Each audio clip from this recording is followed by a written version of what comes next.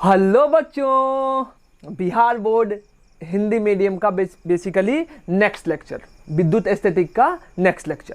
बच्चों, हम लोग पिछले लेक्चर में विद्युत द्विध्रुव को अगर बाह्य विद्युत क्षेत्र में रखते थे तो उस पे लगने वाला टॉर्क यानी कि आघूर्ण निकालना सीखे थे कि अगर किसी विद्युत द्विध्रुव को बाह्य विद्युत क्षेत्र में रखेंगे तो बच्चों उस पे लगने वाला टॉर्क का फॉर्मूला क्या आया था। टाउ बराबर हम लोग क्या लिखते थे, पी क्रॉस क्या बच्चों, ई। ये क्या था, सदिश रूप में। अगर इसको अदिश रूप में लिखना होता था तो टाउ बराबर क्या लिखते हैं बच्चों, पी ई इंटू क्या हो जाता है, साइन थीटा। जहां पे बच्चों पी क्या होता है, पी को हम लोग क्या बोलते हैं, विद्युत द्विध्रुव आघूर्ण। ई क्या होता है बच्चों, ई हमारा बाह्य विद्युत क्षेत्र है। और थीटा क्या होता है बच्चों, थीटा हमारा कोण होता है किसके किसके बीच का, पी तथा ई के बीच का कोण होता है। ये निकालना सीख गए थे बच्चों। आज हम लोगों को क्या सीखना है, आज हम लोग एक नया टॉपिक सीखेंगे। उसमें क्या देखना है बच्चों कि अगर इसी द्विध्रुव को बाह्य विद्युत क्षेत्र में रखेंगे तो उसकी स्थितिज ऊर्जा क्या होगी। यानी हम बच्चों विद्युत द्विध्रुव का स्थितिज ऊर्जा निकालना सीखेंगे। कहां पे बच्चों कि अगर उसको हम कहां पे रख देते हैं, बाह्य विद्युत क्षेत्र में रख देते हैं। क्लियर बच्चों, तो चलिए स्टार्ट करते हैं आज का हमारा नया टॉपिक या नया लेक्चर। टॉपिक का नाम क्या होगा बच्चों, पहले इंग्लिश में लिख देते हैं, इलेक्ट्रिक पोटेंशियल, चाहे पोटेंशियल एनर्जी ऐसे लिखो, potential energy of electric dipole, electric dipole in external field, external electric field लिखो, external electric field, external electric field. यानी बच्चों बाह्य विद्युत क्षेत्र में विद्युत द्विध्रुव की स्थितिज ऊर्जा कैलकुलेट करनी है। यानी कि अगर हम लोग बच्चों किसी द्विध्रुव को कहां पे रख देते हैं, किसी बाह्य विद्युत क्षेत्र में रख देते हैं तो उसकी कितनी स्थितिज ऊर्जा है हमको ये निकाल के बतानी है। हिंदी में भी लिख सकते हैं बच्चों। क्या लिखेंगे बच्चों, बाह्य विद्युत क्षेत्र में, यहां से क्या लिखोगे, बाह्य विद्युत क्षेत्र में विद्युत द्विध्रुव की, विद्युत द्विध्रुव की स्थितिज ऊर्जा, स्थितिज ऊर्जा। यानी कि बच्चों अगर हम क्या करते हैं, अगर किसी विद्युत द्विध्रुव को कहां पे रखते हैं, अगर हम लोग बाह्य विद्युत क्षेत्र में रखेंगे तो उसकी कितनी स्थितिज ऊर्जा होगी। ठीक है बच्चों, तो सबसे पहले क्या कर लेते हैं कि मान लो बच्चों क्या है, मान लो हमारे पास क्या है, एक बाह्य विद्युत क्षेत्र। और बच्चों ये विद्युत क्षेत्र कैसा है, एक समान विद्युत क्षेत्र। ठीक है बच्चों, तो लैंग्वेज लिखेंगे। सबसे पहला काम क्या है, लैंग्वेज लिखना। लैंग्वेज क्या लिखेंगे बच्चों, तुम लोग लिख सकते हो, बार बार बताए हैं इसको। देखो लिखवाना बच्चों या लिखना बहुत कॉम्प्लिकेटेड हो जाएगा अभी के लिए, तो अभी आप लोग लिख सकते हो। हम समझा देते हैं क्या है। क्या लिखेंगे बच्चों कि माना कि एक, कैसे लिखेंगे इसके बाद अगर हम लैंग्वेज लिखना शुरू करेंगे तो क्या लिखेंगे कि माना कि एक समान विद्युत क्षेत्र ई है जो एक क्या है, जो एक क्षेत्र में फैला हुआ है। अब इस विद्युत क्षेत्र में क्या करते हैं बच्चों, इस विद्युत क्षेत्र में एक विद्युत द्विध्रुव, एक विद्युत द्विध्रुव जिसका केंद्र क्या है बच्चों, ओ है, तथा जिसका विद्युत द्विध्रुव आघूर्ण कितना है बच्चों, विद्युत द्विध्रुव आघूर्ण P है, उसे इस प्रकार रखे हैं कि इसका विद्युत द्विध्रुव आघूर्ण विद्युत क्षेत्र से कितना कोण बनाए बच्चों, थीटा कोण बनाए हुए है। तो हमको क्या करना है बच्चों, हमको इस विद्युत द्विध्रुव की क्या निकालनी है बच्चों, स्थितिज ऊर्जा ज्ञात करनी है। क्या लिखेंगे बच्चों, बस यही लैंग्वेज है, ऐसे ही लिखना है। क्या लिखेंगे बच्चों, एक बार और सुन लो कि माना कि एक विद्युत द्विध्रुव जिसका केंद्र O तथा विद्युत द्विध्रुव आघूर्ण क्या है, P है, उसे एक समान बाह्य विद्युत क्षेत्र E में रखा हुआ है। इस प्रकार रखा हुआ है कि जो विद्युत द्विध्रुव का क्या है, आघूर्ण है, वो विद्युत क्षेत्र से बच्चों कितना कोण बना रहा है, वो विद्युत क्षेत्र से थीटा कोण बना रहा है। तो हमको क्या निकालना है बच्चों, हमको यहां पे इस विद्युत द्विध्रुव की स्थितिज ऊर्जा ज्ञात करनी है। ठीक है बच्चों, स्थितिज ऊर्जा निकालते हैं। अच्छा ये बताओ बच्चों, अभी तक जो हम स्थितिज ऊर्जा निकालते थे या निकालना सीखे थे वो कैसे निकालते थे बच्चों? उसके लिए करते क्या थे? अभी तक जो हम लोग स्थितिज ऊर्जा निकालते थे वो क्या करते थे बच्चों, हम लोग कार्य निकालते थे, वर्क डन। किसका बच्चों का, कि हम जानते हैं जो स्थितिज ऊर्जा है वो सिर्फ किसके लिए मान्य होती है, संरक्षी बलों के लिए मान्य होती है, या संरक्षी बल के लिए हम लोग स्थितिज ऊर्जा निकालते हैं। तो ये बताओ बच्चों, हम क्या करते थे, कार्य निकालते थे। किसका बच्चों, संरक्षी बल का कार्य निकालते थे। और वही जो कार्य होता था वो किसके बराबर हो जाता था, वो कार्य स्थितिज ऊर्जा के बराबर हो जाता था। ठीक है बच्चों, तो ये बताओ यहां पे हम लोग कार्य लिख सकते हैं। अगर समझने वाला बात है, अभी हम डेरिवेशन शुरू नहीं कर रहे हैं, अभी समझा रहे हैं, समझो ध्यान से। क्या लिखेंगे बच्चों, हम जानते हैं फॉर्मूला कार्य का, डी डब्ल्यू बराबर कितना होता है, एफ इंटू क्या, डी एस, या ऐसे लिख सकते हो एफ डी एस इंटू क्या, कॉस थीटा। अब बच्चों अगर ये बाह्य विद्युत क्षेत्र है तो इस विद्युत द्विध्रुव पे लगने वाला बल निकाल सकते हैं। इस आवेश पे कितना बल लगेगा बच्चों, इस आवेश पे बल लगेगा बच्चों कितना, Q इंटू E। किस दिशा में बच्चों, विद्युत क्षेत्र की दिशा में। तो मान लो यहाँ पे बल लगा कितना, Q इंटू E। ये क्या है बच्चों, ऋणात्मक आवेश है, इस पे भी बल लगेगा बच्चों, किधर लगेगा बच्चों, इसके विपरीत दिशा में। कितना बल लगेगा, Q इंटू E। तो परिणामी बल इस पे कितना हो जाएगा, शून्य। बल शून्य हो जाएगा तो यानी इस पे लगने वाला वर्क क्या हो गया, शून्य का, कि एफ शून्य, ds कुछ भी हो, थीटा कुछ भी हो, तो यहाँ से dw क्या हो जाएगा बच्चों, शून्य हो जाएगा, यानी कि कार्य ही शून्य हो जाएगा। अगर वर्क शून्य हो जाएगा तो ऊर्जा क्या हो जाएगा बच्चों, ऊर्जा निकाल सकते हैं, चेंज इन वर्क जीरो, तो यानी कि ऊर्जा का चेंज कितना हो जाएगा, जीरो हो जाएगा। तो ऊर्जा कांस्टेंट रहेगा, रहना चाहिए। क्या ऐसा होता है, ऐसा नहीं होता है। ये तो हम लोग पिछले ही क्लास में पढ़े थे, क्या लिखवाए थे, नोट करके लिखवाए थे, याद करो अपना नोट्स देखो।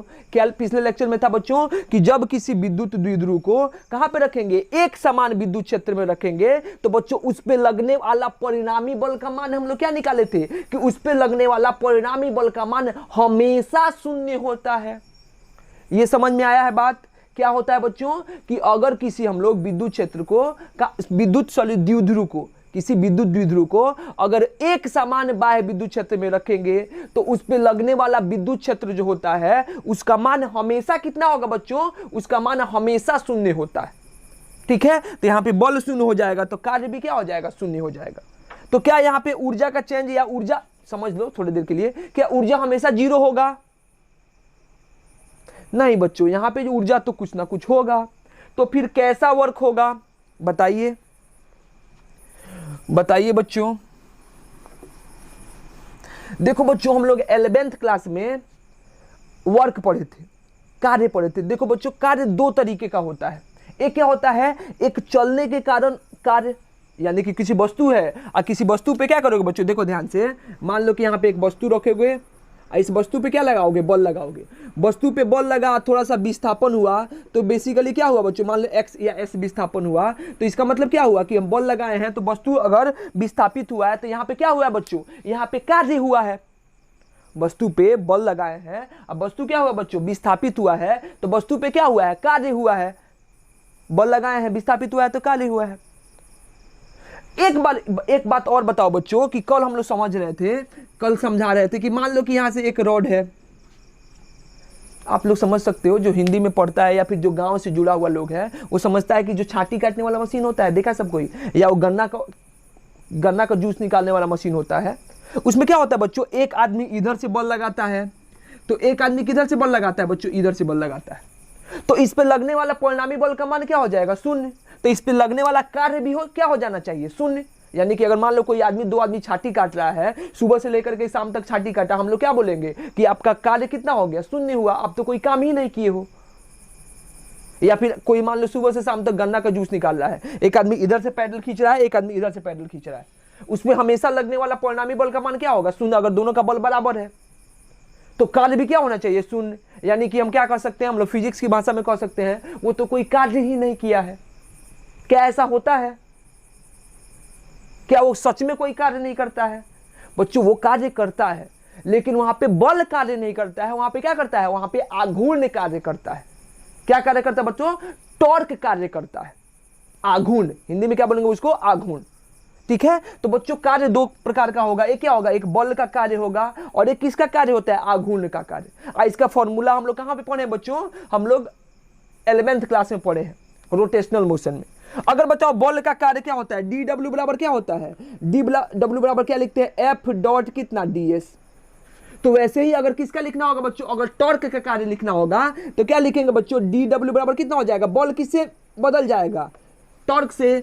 आइए क्या है, विस्थापन, रेखीय विस्थापन। तो रेखीय विस्थापन किससे बदल जाएगा बच्चों, कोणीय विस्थापन से। यानी कि वर्क का मान कितना हो जाएगा, डी डब्ल्यू बराबर कितना हो जाएगा, टाउ इंटू डी थीटा। और टाउ क्या होता है बच्चों, टाउ क्या हो जाएगा, टॉर्क आघूर्ण, और थीटा क्या हो जाएगा, कोणीय विस्थापन। तो एक ये क्या हुआ, एक चलने का कार्य हुआ, ये किसका कार्य होता है बच्चों, ये घूमने का कार्य होता है। ये हम लोग 11th क्लास में अच्छे से पढ़े, ठीक है। और इसी का क्या करना है, इसी का उपयोग करके यहाँ पे कार्य निकालना है, ठीक है बच्चों। तो समझ में आया। तो यहाँ पे बल का कार्य नहीं होगा, क्यों, क्योंकि इस पे लगने वाला बल क्या है, शून्य। लेकिन इस पे आघूर्ण तो लगता है, हम लोग पिछले लेक्चर में पढ़े थे कि इस पे कितना आघूर्ण लगता है। तो आघूर्ण लगेगा तो क्या होगा, उसका कार्य होगा, ये रोटेट करेगा, घूमेगा, चलेगा नहीं आगे, क्या होगा यहाँ पे ऐसे ऐसे घूमेगा। अगर ये घूमेगा तो किसका कार्य होगा बच्चों, घूमने का कार्य होगा। तो मिटा दे बच्चों। तो लिखना शुरू करें, यहां से हम डेरिवेशन करना शुरू करते हैं। आप लोग लैंग्वेज लिख लिए होंगे, क्या लिखेंगे बच्चों, हम जानते हैं। यहां से लिखना शुरू करो, क्या लिखेंगे बच्चों, हम जानते हैं कि आघूर्ण के द्वारा, बल आघूर्ण लिखो, कि बल आघूर्ण, ब्रैकेट में क्या लिखेंगे बच्चों, टॉर्क, टॉर्क के द्वारा किया गया कार्य, किया गया कार्य क्या होता है बच्चों, क्या लिखेंगे, देखो डी डब्ल्यू बराबर क्या लिखेंगे, टाउ इंटू क्या हो जाएगा बच्चों, डी थीटा। जहां पे ये आप लोग लिख सकते हो, जहां पे टाउ क्या है बच्चों, आघूर्ण है, और डी थीटा क्या है बच्चों, छोटा सा विस्थापन, जिधर हम लोग विस्थापित करेंगे, छोटा सा विस्थापन है। तो ये बताओ बच्चों, अब समझना ध्यान से, कि मान लो इसको हम थोड़ा सा, ये हमारा क्या था, ये हमारा विद्युत द्विध्रुव आघूर्ण था। अब यहां से क्या था, यहां से मान लो हम थोड़ा सा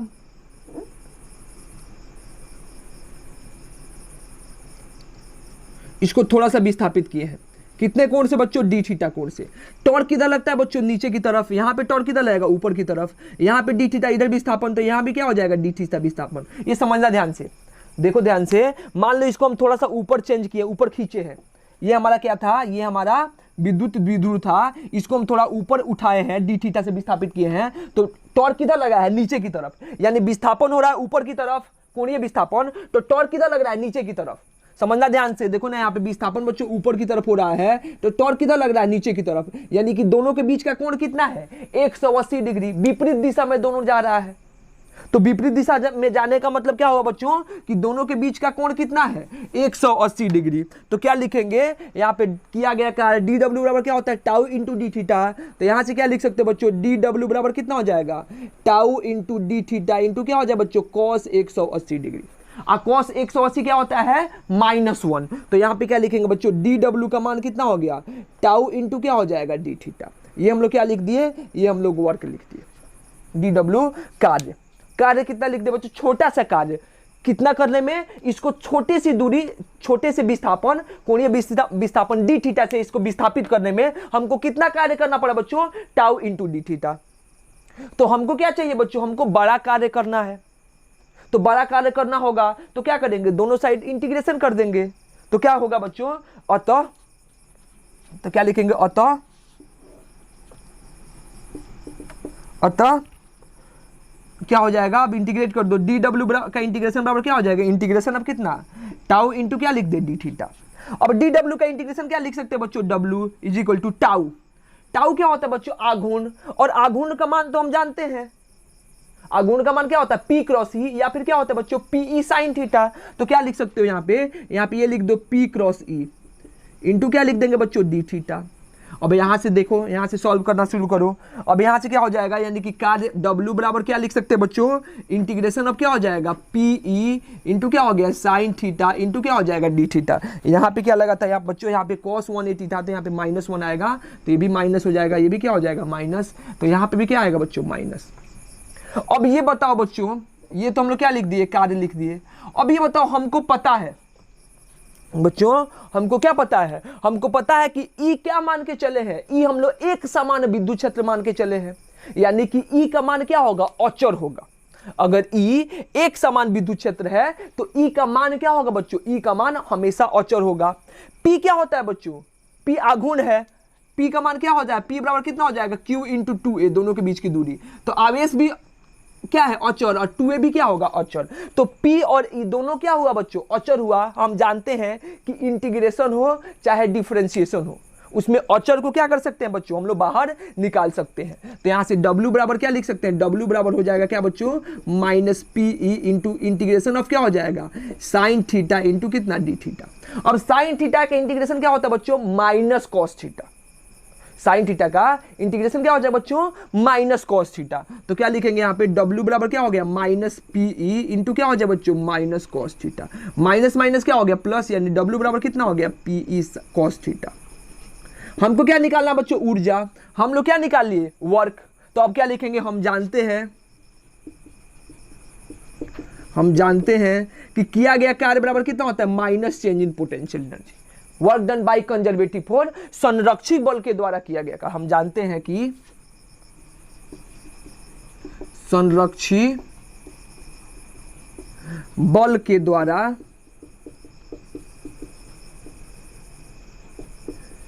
किया गया कार्य, संरक्षी बल के द्वारा किया गया कार्य क्या हो जाएगा बच्चों, वर्क डन बराबर कितना, minus change in potential energy. तो यहां से चेंज इन पोटेंशियल एनर्जी क्या लिख देंगे बच्चों, माइनस कितना हो जाएगा, पी ई कॉस थीटा। यहां पे अगर चाहो तो लिमिट भी लगा सकते हो। हम सिंपल रखने के लिए, आपको आसान बनाने के लिए, आप या आपके बेसिकली डेरिवेशन को आसान रखने के लिए यहां पे लिमिट नहीं लगाए। ठीक है बच्चों, तो यहां यानी कि एनर्जी कितना हो गया हमारा, minus P E cos theta. ये हो गया, ऐसे लिख सकते हो। यानी बच्चों कि जब हम लोग क्या होगा, जब कभी भी हम लोग क्या करेंगे, जब कभी भी हम लोग किसी विद्युत द्विध्रुव को कहाँ पे रखेंगे बच्चों, बाह्य विद्युत क्षेत्र में रखेंगे, तो उस पे लगने वाला उसका बेसिकली स्थितिज ऊर्जा क्या हो जाएगा बच्चों, minus P E cos theta होगा। जहां पे वेयर क्या लिखेंगे बच्चों, जहां पे लिखो, हिंदी में लिखो, जहां पर पी क्या है बच्चों, इलेक्ट्रिक डाइपोल मोमेंट, विद्युत द्विध्रुव आघूर्ण, इंग्लिश में लिख देते हैं, आप लोग समझ सकते हो क्या बच्चे, इलेक्ट्रिक डाइपोल मोमेंट।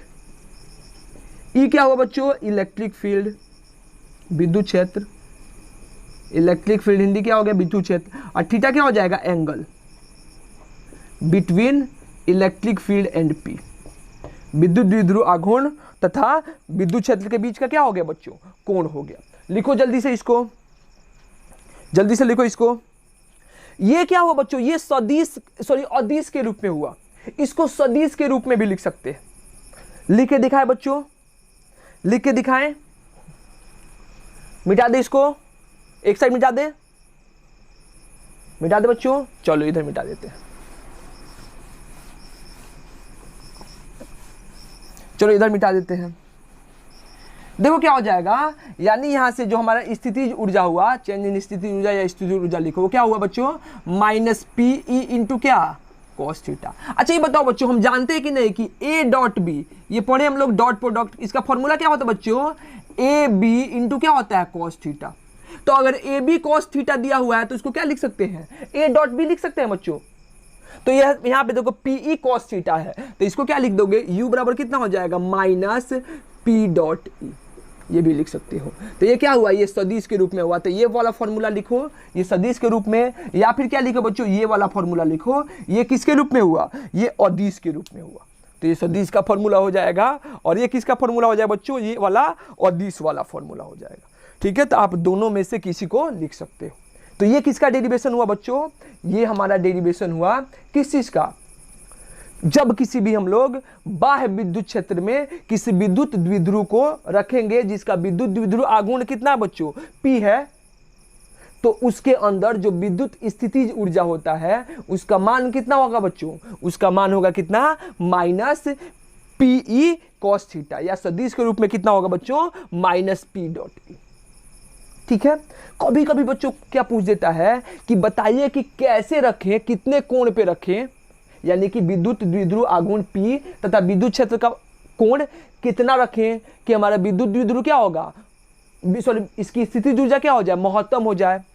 कितने एंगल पे रखें कि विद्युत स्थितिज ऊर्जा क्या हो जाए, न्यूनतम हो जाए। और कितने एंगल पे रखें कि विद्युत स्थितिज ऊर्जा क्या हो जाए, 0 हो जाए। तो निकाल सकते हैं बच्चों, आप लोग खुद लिखो या खुद ट्राई करके देखो कि कितने कितने कोण पे रखने पे, कितना डिग्री कोण पे रखें कि विद्युत स्थितिज ऊर्जा महत्तम हो जाए, कितने डिग्री कोण पे रखें कि विद्युत स्थितिज ऊर्जा क्या हो जाए, न्यूनतम हो जाए। ये भी निकाल सकते हैं। तो निकालो जल्दी से, निकालो जल्दी से बच्चों। क्या लिखेंगे, कहां पे रखेंगे तो विद्युत स्थितिज ऊर्जा महत्तम होगा, कहां पे रखेंगे तो विद्युत स्थितिज ऊर्जा न्यूनतम होगा। लिखो। अच्छा यहां पे लिखो, देखो यहां से लिखना शुरू करते हैं। हम जानते हैं स्थितिज ऊर्जा का मान क्या हो गया, माइनस पीई इंटू क्या हो गया, कॉस थीटा। तो क्या लिखेंगे, केस 1, पहला केस क्या बच्चों, कि स्थितिज ऊर्जा महत्तम कब होगा, ठीक है, फॉर मैक्सिमम पोटेंशियल एनर्जी, यानी कि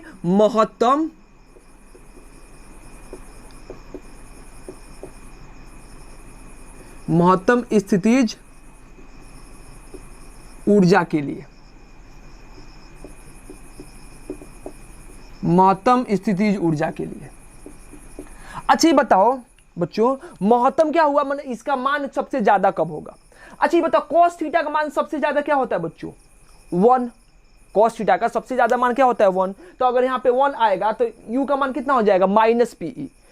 तो माइनस पीई महत्तम होगा माइनस में कि न्यूनतम होगा, माइनस में है। और cos थीटा का न्यूनतम मान कब होगा बच्चों, -1। तो माइनस गुना माइनस क्या हो जाएगा, प्लस पीई। तो अगर हम आपसे पूछे बच्चों कि पीई में और माइनस पीई में महत्तम कौन है, तो सबको पता है कि धनात्मक क्या होगा, ज्यादा होगा, और ऋणात्मक क्या होगा, कम होगा। तो इसका महत्तम मान कितना होगा बच्चों, महत्तम मान कब होगा, जब cos थीटा का मान क्या होगा, न्यूनतम, ऋणात्मक। कब होता है cos थीटा का मान ऋणात्मक, कब होता है बच्चों, जब उसका मान कितना हो जाए, यानी कि जब क्या लिखेंगे, जब cos थीटा बराबर कितना, -1, यानी थीटा बराबर कितना हो जाए बच्चों, 180 डिग्री। उस टाइम क्या हो जाएगा, u हमारा क्या हो जाएगा, मैक्सिमम। कितना मान होगा, क्या लिखेंगे, माइनस पीई इंटू क्या लिखेंगे, cos 180 डिग्री। cos 180 डिग्री बच्चों -1, यानी u मैक्स हमारा कितना निकल जाएगा, माइनस पीई इंटू -1, यानी u मैक्स कितना हो गया बच्चों, u मैक्स हमारा क्या हो जाएगा, पीई हो जाएगा। ये हमारा क्या हो गया, ये हमारा मैक्सिमम स्थितिज ऊर्जा, पोटेंशियल एनर्जी। ठीक है बच्चों, वैसे ही क्या लिख सकते हैं हम लोग, यहां से केस सेकंड लिखेंगे। अब क्या करना है बच्चों, अब न्यूनतम स्थितिज ऊर्जा, कि न्यूनतम स्थितिज ऊर्जा कब होगी। तो न्यूनतम कब होता है बच्चों, न्यूनतम कब होता है, न्यूनतम कब होगा, जब इसका मान महत्तम हो जाए, धनात्मक, और धनात्मक में ऋणात्मक से गुना कर देंगे तो क्या हो जाएगा, ऋणात्मक बचेगा जो कि न्यूनतम होगा। तो न्यूनतम कब होगा, यानी कि न्यूनतम स्थितिज ऊर्जा के लिए क्या लिखेंगे, न्यूनतम स्थितिज ऊर्जा के लिए क्या होगा बच्चों, न्यूनतम स्थितिज ऊर्जा के लिए जब cos थीटा का मान कितना हो जाएगा बच्चों, +1, यानी थीटा बराबर कितना हो जाए बच्चों, 0 डिग्री। थीटा बराबर 0 डिग्री, तो देखो क्या हो जाएगा, यानी क्या लिखेंगे, u मिनिमम कितना हो जाएगा, minus PE into cos 0। Cos 0 क्या हो जाएगा, 1, यानी क्या लिखेंगे, माइनस पीई इंटू 1, यानी कि u मिनिमम कितना हो गया बच्चों, माइनस पी इंटू ई। ये क्या हो गया हमारा न्यूनतम स्थितिज ऊर्जा। अब क्या होगा बच्चों, एक बार और पूछ सकता है, एक और चीज पूछ सकता है कि क्या, कि 0 स्थितिज ऊर्जा कब होगी, निकाल सकते हैं बच्चों। तो देख लो यहाँ पे, P का मान 0 हो जाए, E का मान 0 हो जाए, अगर ये नहीं 0 है तो cos थीटा का मान 0 हो जाए। तो cos थीटा का मान 0 कब होता है, जब थीटा 90 डिग्री होता है। तो केस 3 निकाल सकते हैं, यहाँ पे निकाल लो केस 3। क्या लिखेंगे बच्चों, इफ थीटा, यदि थीटा बराबर कितना हो जाए 90 डिग्री, तो cos थीटा बराबर कितना हो जाए, cos 90 कितना हो जाएगा बच्चों, cos 90 हो जाएगा 0, यानी हमारा u कितना हो जाएगा, minus P E into cos 90, यानी कि u कितना हो जाएगा 0, जब थीटा कितना हो जाएगा 0। तो ये क्या हुआ बच्चों, तो यहां से निकाल सकते हैं, जब थीटा का मान 180 डिग्री होगा। 180 डिग्री का मतलब क्या हुआ बच्चों, कि जब विद्युत, 180 डिग्री का मतलब क्या हुआ, कि जब विद्युत क्षेत्र कि क्या है, विपरीत दिशा में यहाँ पे क्या हो जाए धन और यहाँ पे क्या आ जाए ऋण। तो विद्युत द्विध्रुव आघूर्ण की दिशा किधर होती है, ऋणात्मक से धनात्मक, तो P की दिशा इधर होगी और E की दिशा इधर है। यानी कि जब दोनों की दिशा क्या है बच्चों, विपरीत, एक दूसरे के विपरीत, विपरीत का मतलब क्या हुआ 180 डिग्री, तब हमारा स्थितिज ऊर्जा क्या होगा, महत्तम। जब क्या हो जाए बच्चों, जिधर हमारा विद्युत क्षेत्र है उधर ही क्या आ जाए, मान लो ये हमारा ऋणात्मक, ये क्या हो गया धनात्मक, ऐसे, तो P की दिशा भी वैसे ही हो जाएगी। यानी कि जब क्या हो गया, विद्युत क्षेत्र की दिशा में क्या है, हमारा विद्युत द्विध्रुव आघूर्ण की दिशा है, तब क्या होगा, तब हमारा विद्युत स्थितिज ऊर्जा क्या हो गया बच्चों, न्यूनतम। और इसमें क्या हो जाएगा कि विद्युत क्षेत्र के क्या है, विद्युत क्षेत्र के ये ऋणात्मक ये धनात्मक, लंबवत दिशा में क्या है, लंबवत दिशा में P है, तब क्या होगा, तब स्थितिज ऊर्जा कितना होगा बच्चों, 0। यहां से बच्चों क्या होता है, यहां से साम्यावस्था का भी पता चलता है। ठीक है, अगर डिटेल में पढ़ेंगे हम लोग पढ़े हैं जो इंग्लिश वाला लेक्चर है उसमें बहुत डिटेल में पढ़े हैं, तो यहाँ से साम्यावस्था का भी पता चलता है। बच्चों हम जानते हैं या आप लोगों को पढ़ाए भी थे कि जहाँ पे क्या होता है बच्चों, जहाँ पे ऊर्जा मिनिमम होता है वहाँ पे क्या होता है, स्टेबल इक्विलिब्रियम, यानी कि अस्थाई साम्यावस्था। तो ऊर्जा मिनिमम कहाँ पे है, यहाँ पे है, तो यहाँ पे क्या होगा बच्चों, अस्थाई साम्यावस्था। जहाँ पे ऊर्जा महत्तम होता है वहाँ पे क्या होता है बच्चों, अस्थाई साम्यावस्था। तो यहाँ पे क्या होगा, अस्थाई साम्यावस्था। यानी कि जब विद्युत क्षेत्र की दिशा में विद्युत आघूर्ण को रखोगे तो वो क्या होगा बच्चों, वो बेसिकली अस्थाई साम्यावस्था होगा। क्यों, क्योंकि वहां पे ऊर्जा क्या है, ऊर्जा मिनिमम। और जब इसके विपरीत दिशा में रखोगे तो वो क्या होगा बच्चों, वो अस्थाई साम्यावस्था होगा। क्यों, क्योंकि वहां पे ऊर्जा क्या होगा, महत्तम। ठीक है, ऐसे करके हम लोग निकाल सकते हैं। साम्यावस्था वगैरह को तुम ज्यादा डिटेल में नहीं भी जानोगे तो चलेगा, लिख सकते हो। यहाँ पे क्या हो जाएगा, तुम लोग लिख लो, यहाँ पे क्या हो जाएगा, अनस्टेबल इक्विलिब्रियम, यानी अस्थाई साम्यावस्था। इंग्लिश में लिख देते हैं अनस्टेबल इक्विलिब्रियम। कब बच्चों, जब कोण कितना होता है 180 डिग्री, यानी कि विपरीत दिशा में है, अस्थाई साम्यावस्था। ये क्या हो बच्चों, ये स्टेबल इक्विलिब्रियम। क्या बोलेंगे बच्चों, अस्थाई साम्यावस्था। ठीक है बच्चों, और ये क्या हो गया, ये तो 0 हो जाएगा एनर्जी। क्लियर बच्चों, तो रहने देते हैं इसको, अच्छे से पढ़ो तुम लोग। ठीक है, इसको पढ़ते रहो, आप लोग रिवाइज करते रहो, क्वेश्चन भी बनाते रहो एनसीईआरटी का। ठीक है, फिर हम लोग नेक्स्ट लेक्चर में मिलते हैं। ठीक है बच्चों, तब तक के लिए ऑल द वेरी बेस्ट।